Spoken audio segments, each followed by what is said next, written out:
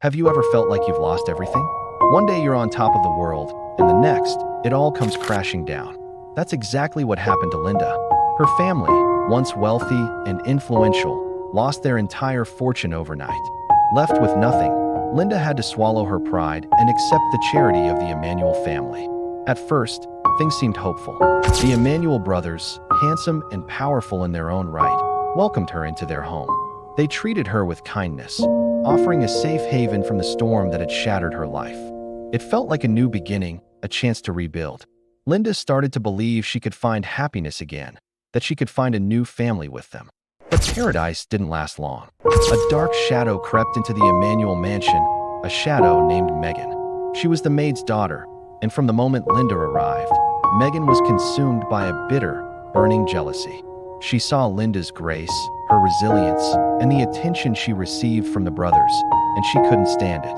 So, Megan started to weave a web of lies. A small whisper here, a twisted story there. She painted Linda as a manipulative gold digger, someone who was only using the Emanuels to regain her status. She was clever, playing on their insecurities and fears. Slowly but surely, her poison began to work. The warmth Linda had felt from the brothers turned to ice. The kindness was replaced with suspicion and contempt. They started to question her every move, her every word. The home that was once a sanctuary became a prison of emotional torment. Linda tried to defend herself, to explain, but her words fell on deaf ears. The brothers, blinded by Megan's lies, only saw what she wanted them to see. They hurled insults at her, humiliated her, and treated her like she was less than nothing. Every day was a battle. Linda would wake up to cold stares and cutting remarks. She endured the constant accusations, the isolation, the heartbreak of being betrayed by the very people she had started to trust.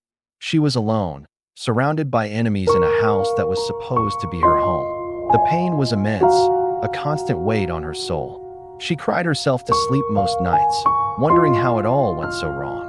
But there's a limit to what one person can endure. One day, after a particularly cruel confrontation, something inside Linda snapped. She looked at the faces of the men who were causing her so much pain, and she realized she deserved better. She was not the weak, pathetic person they tried to make her believe she was. She was Linda, and she was a survivor. With her head held high, Linda packed her few belongings and walked out of the Emanuel mansion without a single glance back. She didn't know where she was going, but she knew she couldn't stay. She was done being a victim. It was time to take control of her own destiny. Leaving was the hardest and best decision she ever made. The world was tough, but Linda was tougher. She took on odd jobs, worked tirelessly, and slowly began to piece her life back together. It was during this time that she met Nathan. He was a kind, successful man who saw Linda for who she truly was, a strong, intelligent, and beautiful woman. Nathan didn't see a fallen heiress. He saw a queen building her own kingdom. He supported her dreams, celebrated her successes, and cherished her heart. With his love and encouragement, Linda's confidence soared. She started her own business, using the skills and knowledge she had from her former life. It wasn't long before her company became a massive success. Linda was back on top, not because of her family's name, but because of her own hard work and determination. She was more powerful and respected than ever before. She was unstoppable. Meanwhile, back at the Emanuel mansion, cracks were beginning to appear in Megan's perfect story. Her lies started to unravel, and the brothers began to see inconsistencies in her behavior. A word from a loyal servant, a piece of evidence Megan carelessly left behind.